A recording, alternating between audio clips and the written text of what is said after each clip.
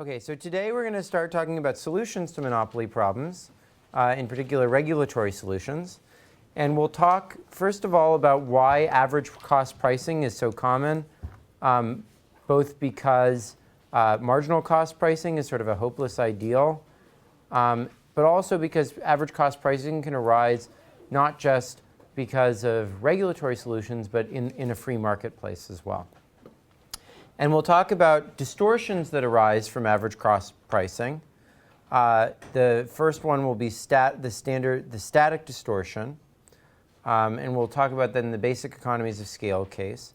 And then we'll talk about distortions that arise when there's not just straight economies of scale, when there could be diseconomies of scale, or when average cost pricing could be driven by entry.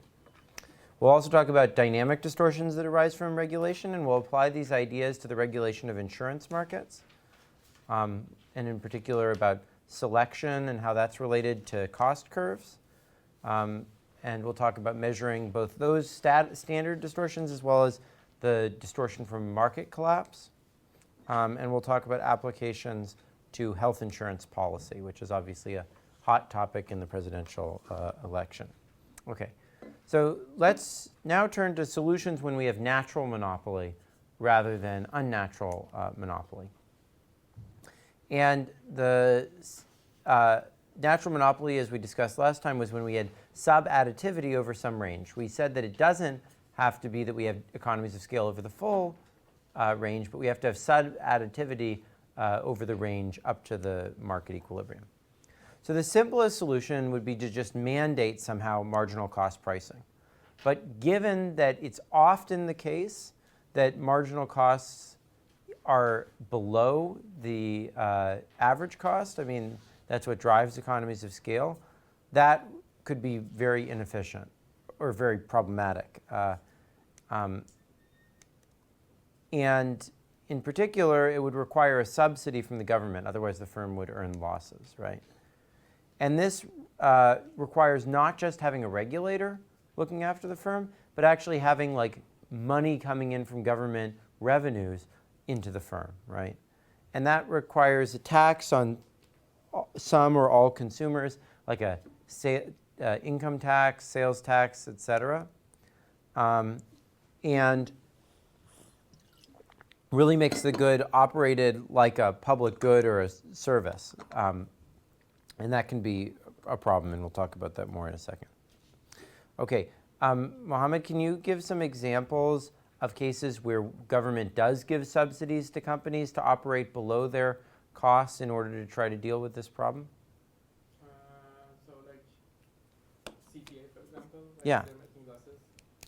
Yeah, a lot of public transport makes losses. The post office makes losses. Many government services make losses. Now, unfortunately, implementing marginal cost pricing usually requires a lot of regulation, or a lot of information, sorry. So in order to implement marginal cost pricing, you really need to know what the whole cost curve is. Because you need to not only know what the average cost is, which might be more observable. You need to know what the marginal cost is, which requires you to know sort of the derivative of the average cost. And in addition to that, you need to know what the average cost is at that point. You can't just know the marginal cost, because you need to know how much of a subsidy to give, right? And so that is going to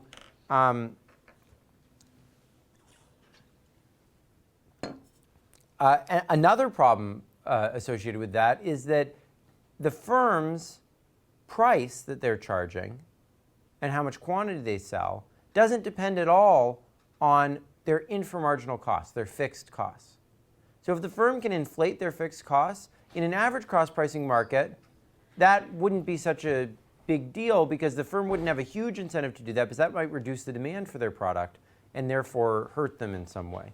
But if their prices are at marginal cost, if they can inflate their fixed costs, that's just a pure subsidy that they're going to be getting from the government, right?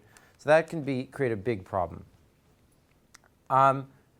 Providing another way that we could solve the problem of marginal cost below average cost, we could give Pigouvian subsidies. But giving Pigouvian subsidies, for the difference between the average and the marginal cost, would require knowing quite a bit about demand, right? It would require knowing the whole demand curve, not just its value at one point, but sort of the slope of the demand curve at that point. Another thing you could try to do, and we'll talk about this a little bit later, is if the firm was able to perfectly price discriminate, right, then we would get the efficient quantity, even though the marginal costs and average cost curve were declining and the marginal cost was below the average cost. But that requires the firm knowing everyone's willingness to pay, right? So sort of all of these schemes to try to get the first best pricing under monopoly when you have a natural monopoly require a lot of information. One particularly severe problem is that if we price at average cost, we know that no firm will want to enter the market unless there's actually value to creating the service, right? Because they'll only be able to enter if there's some price at which they can recoup their average cost. And that will guarantee that we're not just creating some completely frivolous service that nobody wants, right? Whereas if we price things at marginal cost, it's not at all obvious. And there could be some enormous fixed cost. We charge at marginal cost. We have no idea whether the project was worth creating at all, right? So that's another reason why marginal cost pricing might not be that attractive. Okay. Another problem is the possibility of corruption and regulatory capture. So in particular, regulation under this scheme could very easily become a form of corruption, right? Because the consumers or the taxpayers who pay for this subsidy are diffuse, not well organized. The company could very easily get in bed with its regulators and inflate its costs and get some huge subsidy extracted from the taxpayers, right? And there's some evidence that this happens, at least to some extent, in practice. Consumer groups and taxpayer groups can help balance this, but the more subsidy you're giving, the more scope there is for them to exploit this arrangement. So that's another reason why marginal cost pricing, when there's these decreasing costs, is maybe not so attractive, right?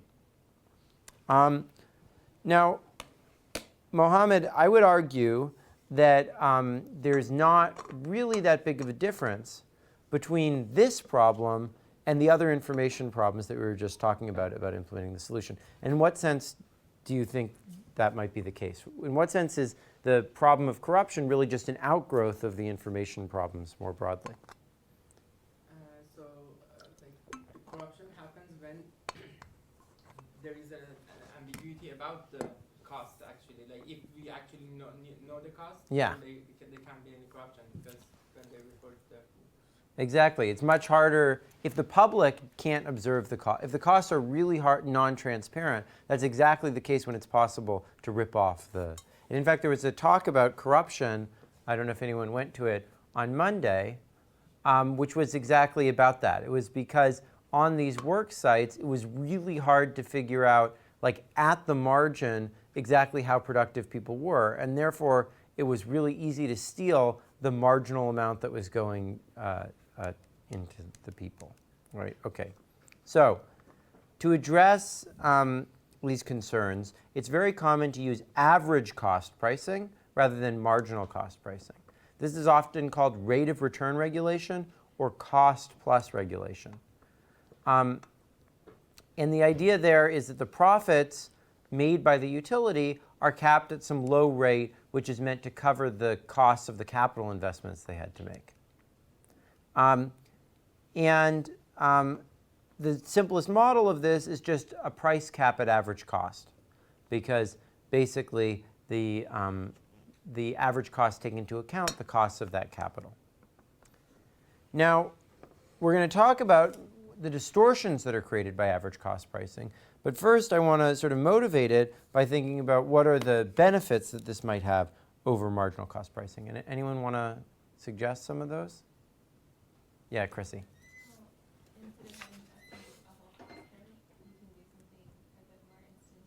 Yeah. You can just add up the total amount that they're doing, yeah. Yeah, that's right. Any other thoughts? Yeah, Vershank. Well, since like sometimes natural monopolies or average cost is greater than marginal cost, in order to like actually make allow the monopoly to be profitable, you have to provide like external support for it. Yeah. So with average cost pricing, you don't necessarily. Yeah, you don't need to provide any government subsidies, right? Absolutely. It's often easier, as Chrissy said, to measure average costs. Usually you can get them out of accounting, whereas marginal cost requires something more. You only need to know average cost at a single point rather than the whole demand curve. And if consumers are willing to buy the good at the average cost price, right, then you know that it was at least worth creating the good for the market, right? Because then that means that demand, if it's equal to, if at the average cost price it covers the costs, well then there's going to be some inframarginal consumer surplus, right? So you know that it was worth creating the market in the first place. If you charge at marginal cost, you're not guaranteed that that's the case.